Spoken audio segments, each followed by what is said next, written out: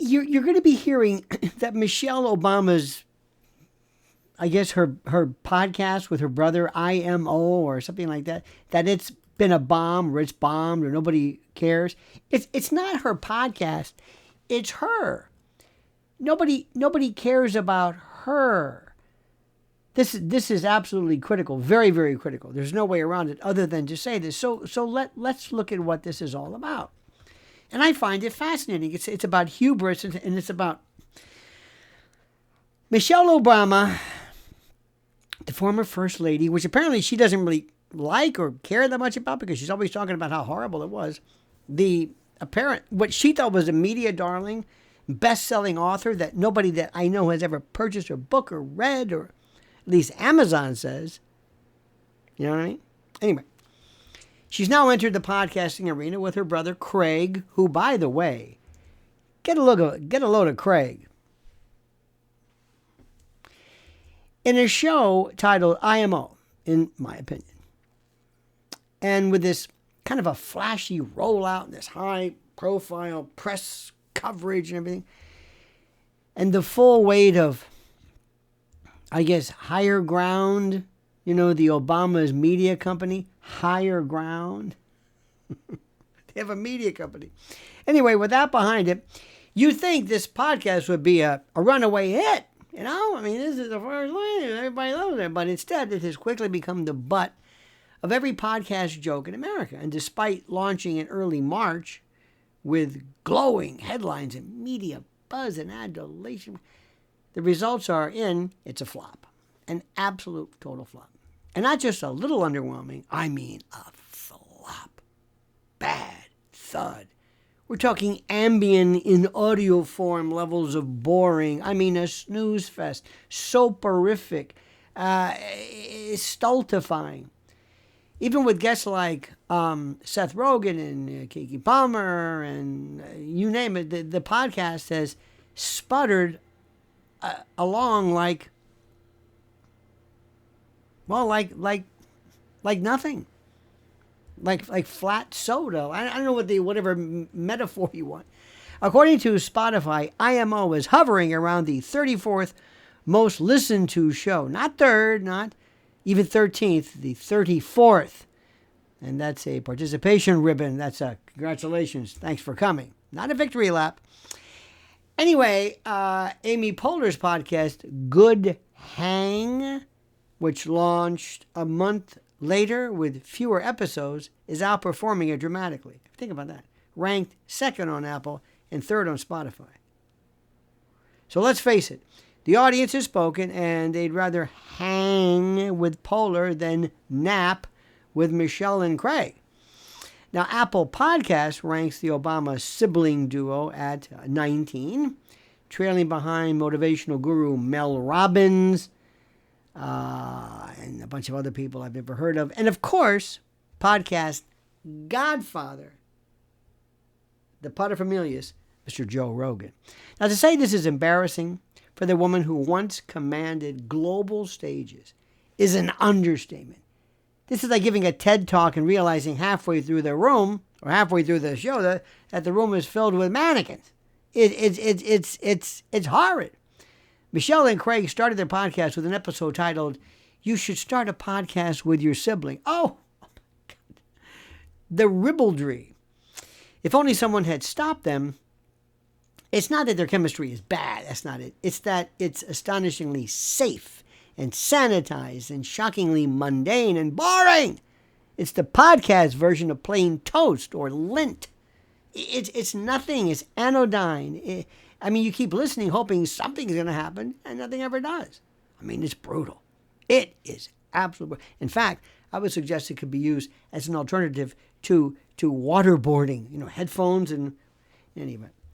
Now, Michelle's brother Craig adds about as much spice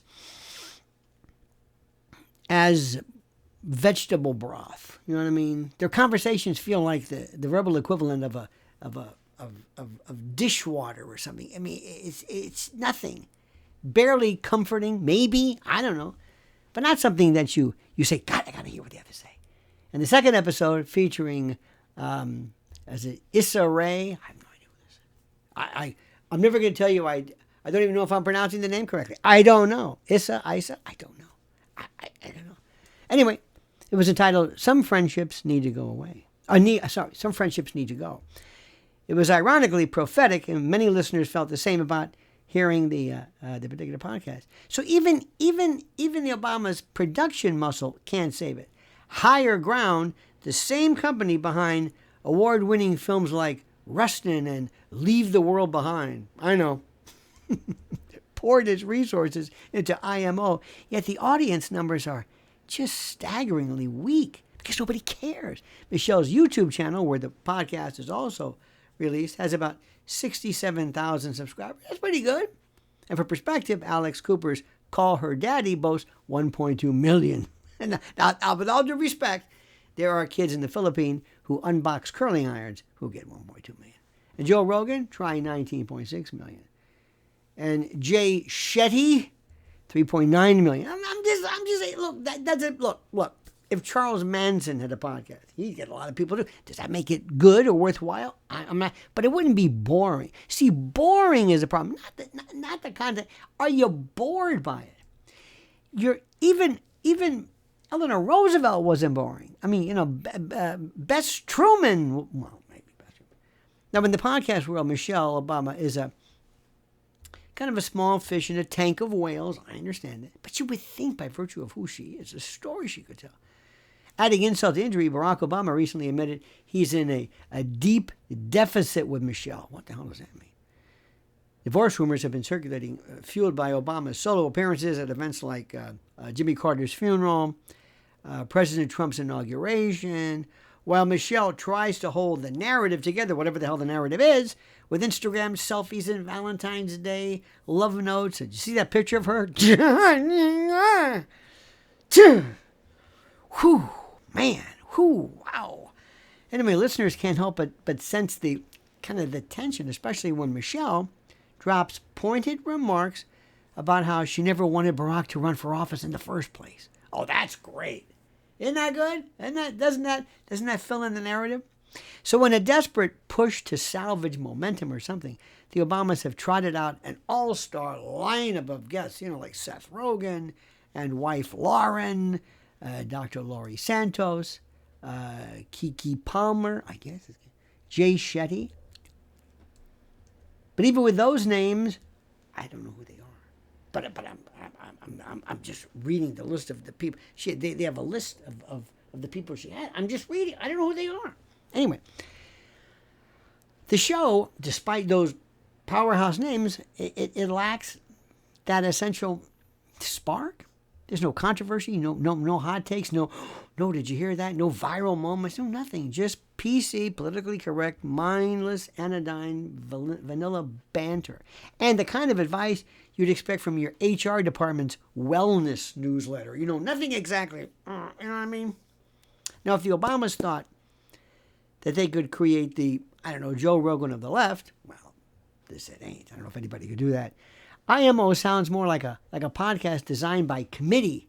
It's wrapped in bubble wrap, and it's delivered straight to the NPR crowd with a note that reads, "We hope this doesn't offend anyone." It was very, very, again, anodyne. It had no hits, no runs, no errors. Meanwhile, Democrats are reportedly scrambling to find anyone, who can speak to young voters the way that Rogan or Ben Shapiro or even Charlie Kirk can.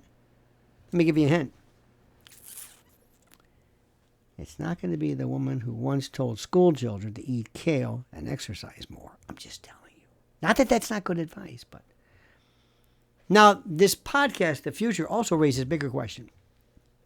Is the left losing the culture war in new media, or are they just boring?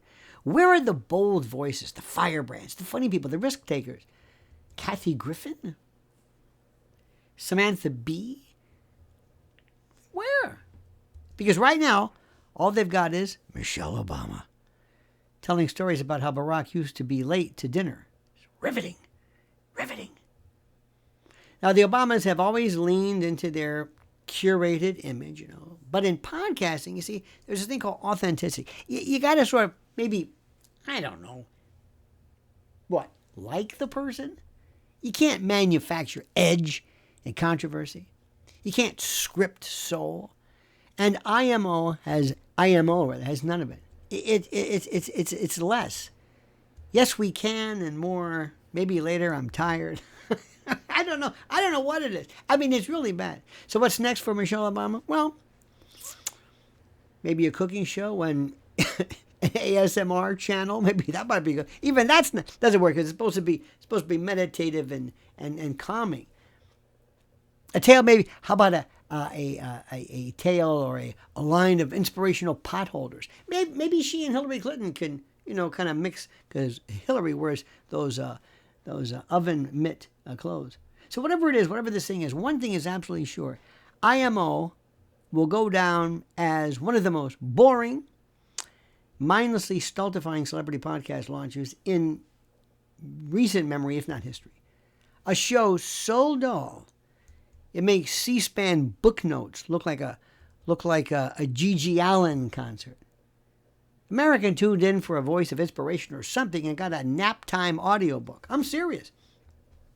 Michelle, a lot of people love you. I mean, they really care about you. But this ain't it, honey. It's just not. It's you. You got to let go. It's not enough today, where people have to be tantalized and reminded. Remember, I'm going to say something too, which is going to drive you crazy. A lot of people don't even remember you. So what do you think? Are we being too unfair? Do you like Michelle Obama's podcast? Have you heard it? Do you find her scintillating? And if you do, what the hell are you doing watching me? What are you doing? So again, like this video, subscribe to the channel, hit that little bell so you're notified of live streams and new videos. And whatever you do, I'm going to put a series of questions. I want you to answer the questions, or answer all of them, or answer one of them. And for the love of God, comment as you see fit.